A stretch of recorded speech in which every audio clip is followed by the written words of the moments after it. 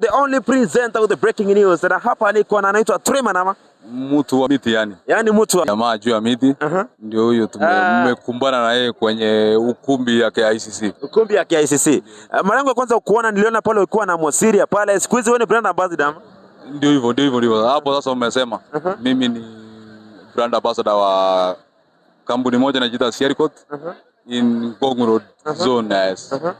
Na jamaa moja kwa Mosiria kwa kuwa na yama kwa ambapo amekufikisha. Naweza sema Joe Kofiti na ile alifanya tu jambo ya maana yani niseme ndio.